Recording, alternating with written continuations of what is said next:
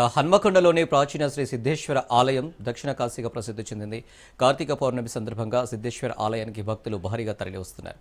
భక్తుల రద్దీపై సిద్ధేశ్వర ఆలయం నుండి మరింత సమాచారం మా రీజనల్ కోఆర్డినేటర్ చంద్రశేఖర్ అందిస్తారు. వరంగల్ జిల్లాలోని శైవ క్షేత్రాలన్నీ కూడా ఆధ్యాత్మిక శోభను సంతరించుకున్నాయి. భక్తులంతా కుటుంబ సమేతంగా ఉదయాన్నే దేవాలయాలు సందర్శించుకొని ఆ పరమశివుడి కరుణా కటాక్షాల కోసం అయితే కుటుంబ వ్యాప్తంగా కూడా ఇటు దేవాలయాలకు వస్తున్న పరిస్థితి. ఇటు ముందుగా దేవాలయానికి వచ్చి ఇక్కడ దీపార్చన చేసి దీప నైవేద్యంతో ఆ దేవుడికి అయితే పూజలు జరుపుతున్నారు.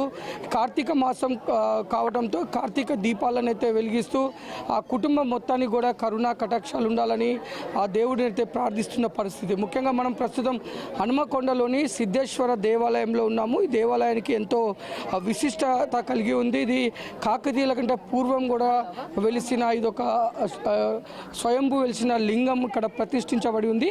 దీంతో భక్తులు కూడా ఇటు ఎంతో భక్తి శ్రద్ధలతో కుటుంబ సమేతంగా దేవాలయానికి వస్తున్నారు. ఇక్కడ మనతో కొంతమంది భక్తులు ఉన్నారు, వారితో మాట్లాడదాం. అమ్మ చెప్పండి, ఎక్కడి నుంచి వచ్చారు? ఇవాళ అసలు కార్తీక పౌర్ణమి సందర్భంగా ఏం చేస్తున్నారు? మేము ఆర్టీవీ ఆఫీస్ దగ్గర నుండి వచ్చినామండి. ఈ శివుడు పుట్టులింగము పూర్వం నుండి ఉన్నటువంటిది ఇక్కడ నిలిచింది. ఇది ఇక్కడికి వచ్చే ప్రజలందరికీ బాగా అన్ని అష్టైశ్వర్యాలు వాళ్ళు అనుకున్న కోరికలు తీర్చే సిద్ధేశ్వర ఆలయం అని చాలా దీనికి ఒక చరిత్ర బాగా ఉంది. కాబట్టి మేము ఎప్పుడు వస్తూనే ఉంటాం. శ్రావణ మాసము, కార్తీక మాసం మధ్య మధ్యలో కూడా వస్తామండి. చాలా పూజలు జరుగుతాయి ఇక్కడ. అన్ని దేవుళ్ళు కూడా కలగలుపుకొని ఉన్నారు ఇక్కడ. మనం చూసుకుంటే కార్తీక పౌర్ణమి అంటేనే మహిళలకు ఒక ఇష్టమైన మాసం. ఈ మాసంలో మొత్తం కూడా భక్తి శ్రద్ధలతో ఆధ్యాత్మికంగా ఉంటూ సంతోషంగా ఉంటూ ఉంటారు. అసలు ఈ కార్తీక మాసాన్ని పురస్కరించుకొని మీరు ఎలాంటి కార్యక్రమాలు చేస్తారు? మేము కార్తీక పురాణం కూడా చదువుతాము. శివుంది, పార్వతీది కార్తీక పురాణం పుస్తకం ఉంటుంది. అందులో అన్నీ మనకు శివుడు మొట్టమొదటి దేవుడు కదా, అందరినీ కాపాడే దేవుడు. కాబట్టి మేము ప్రతి సోమవారం ఫాస్టింగ్ ఉంటాము. ఆయనకు ప్రతి సోమవారం పూజలు చేస్తాము, శుక్రవారం కూడా చేస్తాము. మొత్తం టోటల్గా నెలంతా కూడా విశిష్టమైనటువంటి నెల అండి కార్తీక మాసం అనేది. అందరి భక్తులకు బాగా నమ్మకం అన్నట్టు అలా చేస్తాం. ఈ మేడం అడగండి. ఇది మొత్తం కూడా భక్తులైతే ఇటు కార్తీక మాసం సందర్భంగా కార్తీక పౌర్ణమిని పురస్కరించుకొని భక్తులు భారీగా వస్తున్నారు. ఇక్కడ మనం సిద్ధేశ్వర ఆలయంలో భారీగా కూడా క్యూ లైన్లు కూడా నిలబడి ఉన్నారు. మేడం చెప్పండి, అసలు ఎక్కడి నుంచి వచ్చారు? కార్తీక మాసం రోజు మీరు ఎలాంటి పూజలు చేస్తారు? ఇక్కడే హన్మకొండ నుండి వచ్చామండి, దర్శనం చేసుకోవడానికి వచ్చాము. ఇది భక్తులైతే భారీగా వస్తున్నారు. అమ్మ చెప్పండి, అసలు ఏంటి ఈరోజు కార్తీక మాసంకి ఎలాంటి విశిష్టత ఉంది? అంటే ఎలాంటి కార్యక్రమాలు చేస్తారు? ఈరోజు దీపాలు వెలిగించడం, దీపాదానం చేయడం చాలా ప్రత్యేకమైంది. ఈరోజు చేసి చాలా పుణ్యం కలుగుతుంది, పాపాలు ఉన్నా కూడా వెళ్తాయి.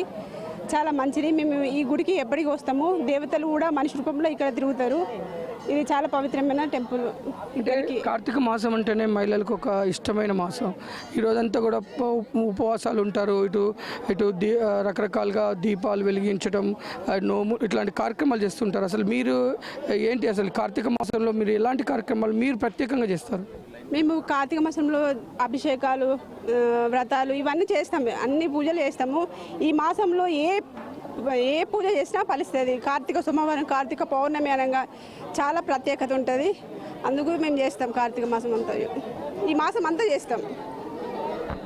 కార్తీక మాసం మొత్తం కూడా మహిళలైతే చాలా భక్తి శ్రద్ధలతో అయితే ఆ పరమశివుని పూజిస్తున్న పరిస్థితి. ముఖ్యంగా ఈ కార్తీక పౌర్ణమి రోజు భక్తులంతా కూడా కుటుంబ సమేతంగా ఇంట్లోని కుటుంబ సభ్యులు మొత్తం కూడా ఇటు దేవాలయాలకు వస్తున్నారు. శైవ క్షేత్రాలకు వచ్చి దీపాలు వెలిగించడమే కాదు, ఒక క్యూ లైన్లో నిలబడి మరి ఆ దేవుణ్ణి దర్శించుకొని తనకి ఇష్టమైన అభిషేకాలు, అర్చనలు చేస్తూ ఆధ్యాత్మిక ఆనందాన్ని పొందుతున్నామని భక్తులు చెప్తున్నారు. కెమెరామెన్ శివకుమార్తో చంద్రశేఖర్, రాజ్ న్యూస్.